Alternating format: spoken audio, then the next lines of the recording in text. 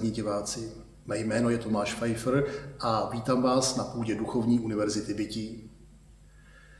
Jsme tu dnes proto, aby jsme vám ukázali fyzikální jev, který není příliš častý, ale přesto je nesmírně zajímavý. Je to jev biomagnetismu, tedy stav, kdy živý organismus, v tomto případě člověk, je schopen udržet na svém těle nejrůznější předměty, které mohou být kovové, porcelánové, skleněné nebo jiné, můžou být magnetické, nemagnetické, a přesto tyto předměty nespadnou, drží pevně na těle, dokud nejsou sejmuty. Na tomto jevu je zajímavé zejména to, že se vyskytuje v oblasti hrudních čaker a to jak zepředu, tak někdy i zezadu, zezad.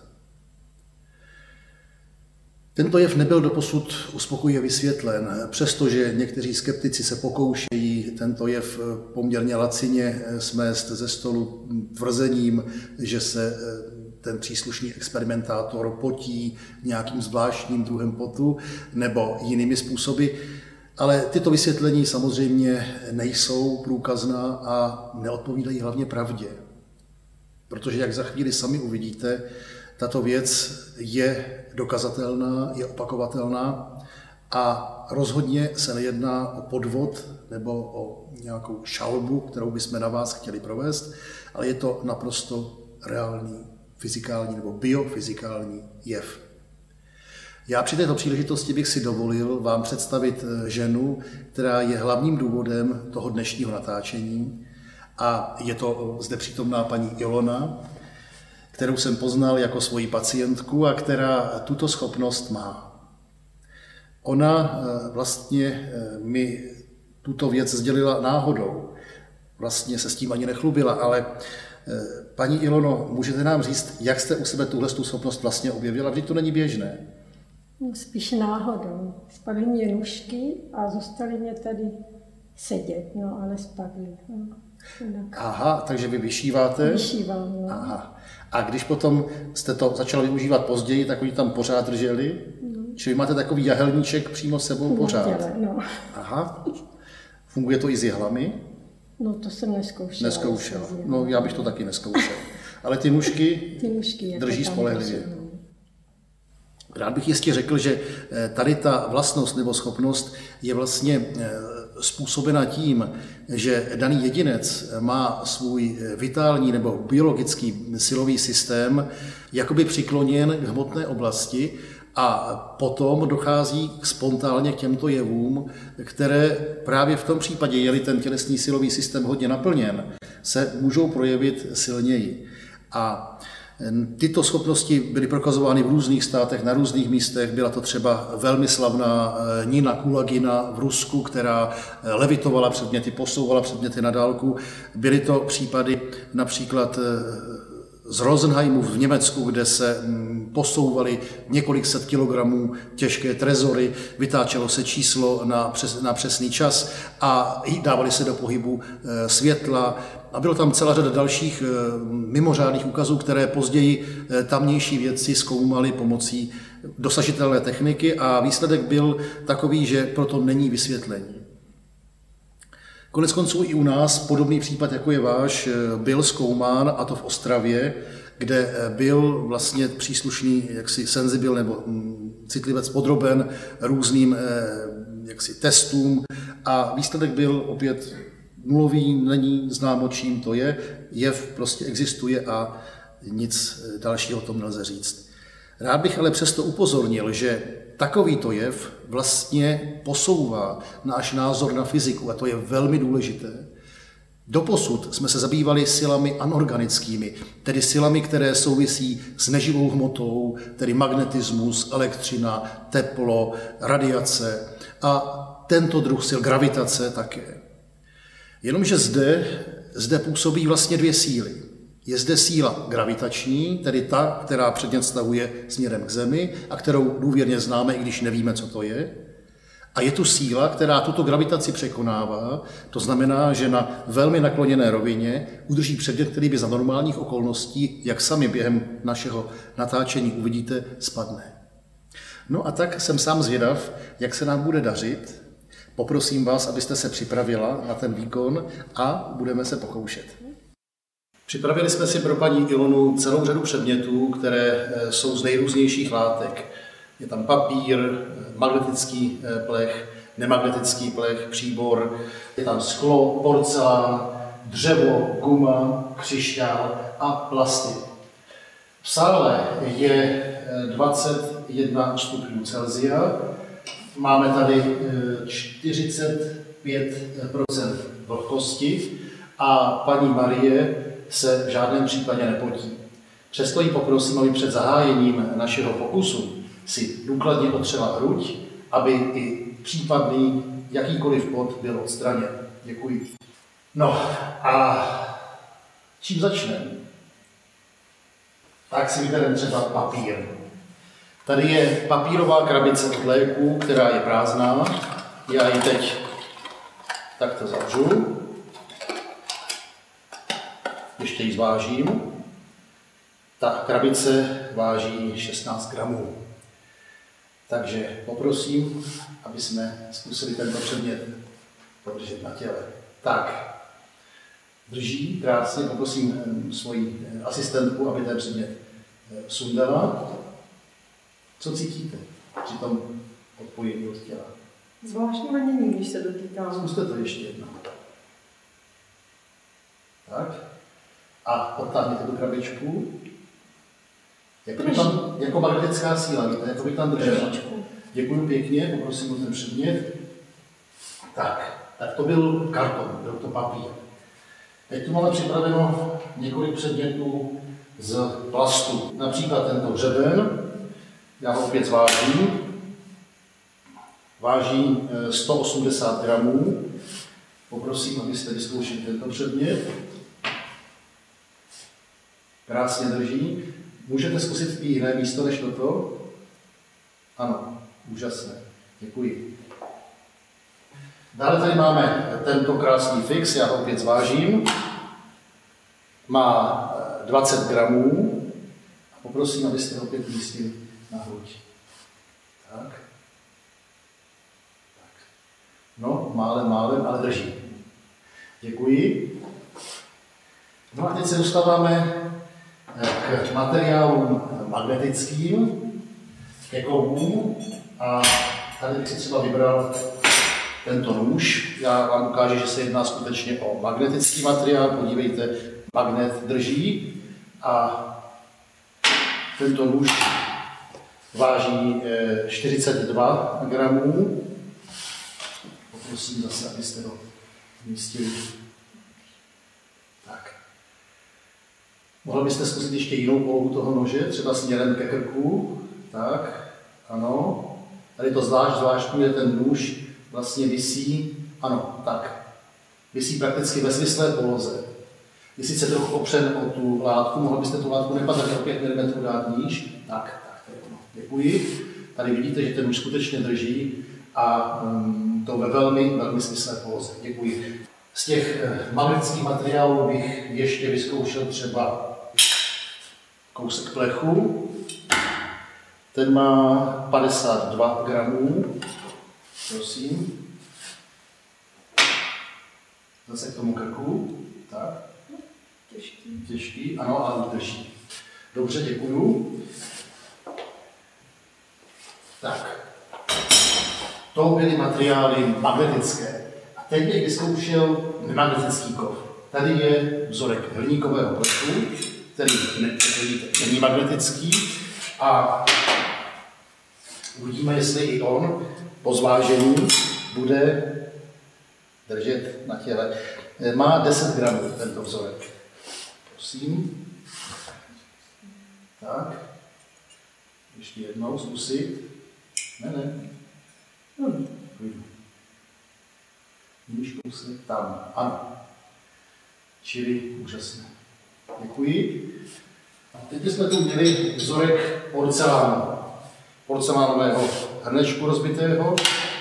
Tento vzorek váží 18 gramů. Prosím.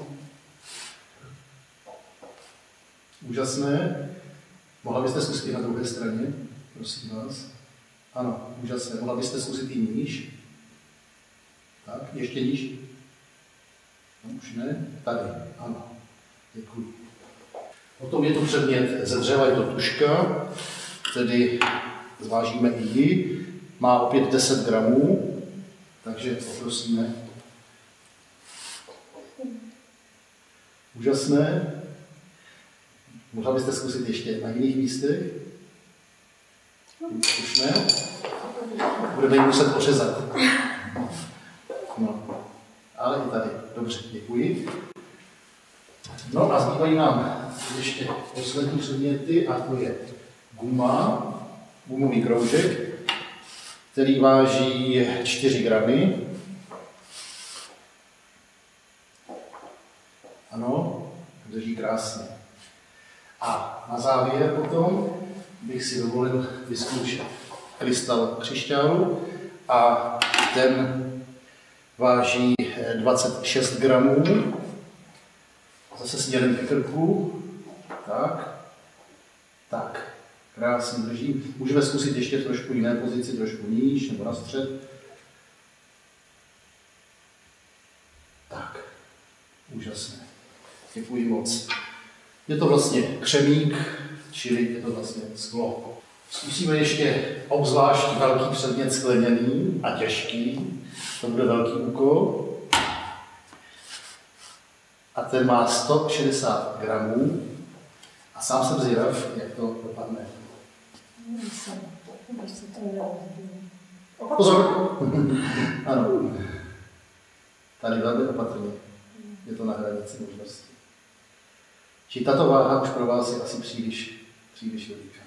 No, je to ještě možné, ale opravdu na hranici. Byla cítit i v tomto případě ta síla odtažení. Dobře. No, tu skleničku zkoušet už nebudeme, myslím. Já vám strašně moc děkuju za předvedenou ukázku. Myslím si, že je moc a moc potřebná v dnešní době, protože doba podle mého názoru nazrává pro práci v těchto oborech, vlastně nových oborech, které doposud zůstávaly stranou lidského zájmu. A lidé se zvláštními schopnostmi, jako máte vy, můžou těmto pracem velmi na pomoci, protože, jak doufám, dřív nebo později se věda o tyto jevy začne zajímat, začne je zkoumat a to bude možná průlom do úplně nových, netušených oblastí. Takže, paní Ilonko, děkuji vám moc krát a byla jste moc hodná, že jste se uvolila se zde takto vystavit. Děkuji ještě. Nyní bych vás poprosil, paní Marie, jestli bychom se nepokusili udělat ten samý pokus, jako jsme provedli s vaší sestrou, a jestli byste se nepokusila některé z těch materiálů rovněž přidržet na svém těle.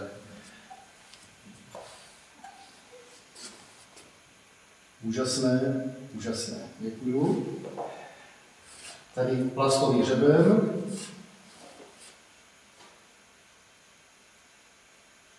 Ano. Tak třeba lžíci, a tu jsme nevážili ještě, tak tu si zvážíme. Tak. Váha má 44 gramů. Prosím. Úžasné. Mohla byste zkusit i na jiném místě. A ve středu třeba.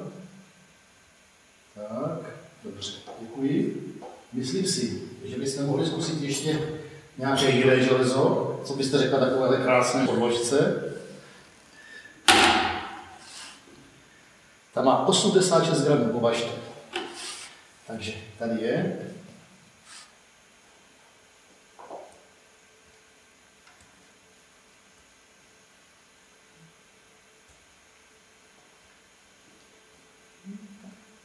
To je příliš. Je to na vaši možnost. Ne, dobře. I negativní výsledek je výsledek. Tak to byl kov magnetický. Není tady opět nemagnetický kov, tedy hliníkový flek. Prosím, toto je magnet. Ne. Tak, ono drží. A zkuste ještě na jiném místě. Výborně, drží také. Děkuju. Tento izolant, tedy porcelán. Tak, drží krásně. Ten porcelán zde známých důvodů drží opravdu snad nejlépe. Nyní tedy tužka. Pozor. Úžasné. Děkuji, ale také mnoho zkusné ještě. Tak.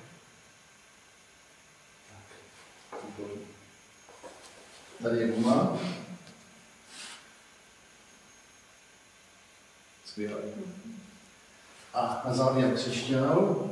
Poprosím, abyste se otřel opět tím ručníčkem, tak, aby nebylo žádných pochyb, že máte na sobě nějakou látku. Nyní poprosím tento křišťálový krystal.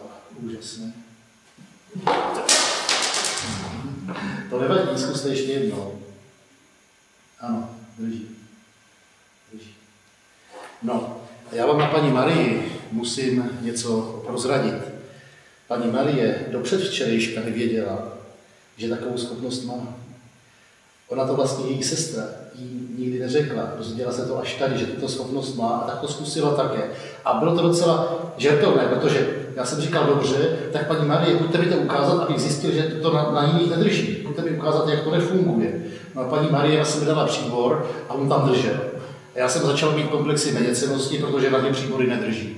No, takže zdá se, že je to rodové.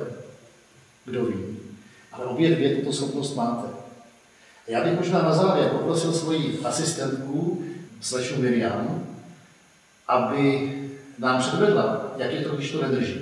No a závěrem dnešního pokusu se patří najít někoho, komu to nefunguje. Já jsem teďka na rozpacích, protože s tou slečnou Mirianou jsme to nikdy neskoušeli.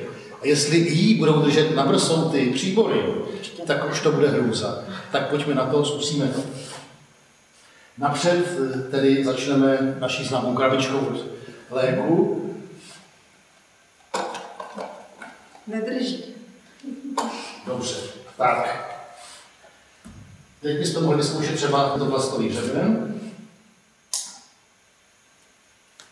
Děkuju. Tento nůž od příboru, který jsme také používali. Zde je nemagnetický kód. Prosím. Tak zkusme ten porcelán.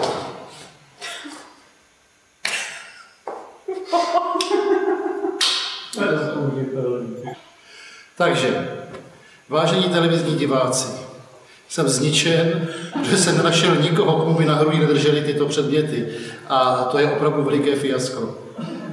Doufám, že i vy budete mít stejné štěstí jako já a všem vám ty příbory budou na hrudi držet. Ve snaze najít někoho, na kom by nedržel tento příborový nůž, jsem poprosil našeho kameramana, pana doktora Pátka, aby se podvolil tomuto pokusu. Narovnejte se trošku. No na druhou stranu. Já se z toho zblázním. To není možné. A on Přines pán Honza ten úloměr. No tady to je divný místo, to na mě nikdy nedrželo. Ale... A stejně to dost takový. To je velmi hrubé, ale dobře. Pro zánázornost to postačí. Jsme v úhlu 20 stupňů. Jsme 20 stupňů, teď je to vlastně kolmice přímo. Když by to mělo dopadnout. Mělo by to spadnout, ale nepadá. Zkuste to ještě odendat a přidat. Ano. Podívejte se. Třeba dřevo bychom mohli zkusit, děkuji. To bude maličko i to lepkavostí. No to je zvláštní síla. Ona vlastně vypadá jako lepkavost, ale přitom je magnat je taky takový. Při odtažení od toho těla, tak je, teď je skoro kolmo ta tuška. Tak pojďme zkusit ještě nějaký jiný materiál. Tak. Zkusíme tu krabičku. To je sranda. Tak, to tady je. To vypadá. Jo, vidíte to. Ale drží. Drží. Zdá se mi, že každý z těch experimentátorů měl pro určitou látku tu sílu přídržnou větší než pro jinou. U někoho to bylo o více třeba guma, u jiného se více projevil třeba kov. Je to zvláštní a myslím si, že by stálo za to tyto věci zkoumat do většího detailu. Pan doktor už neví, kdy přestat, tak vám přeji u vás doma hodně zábavy. Naschledanou.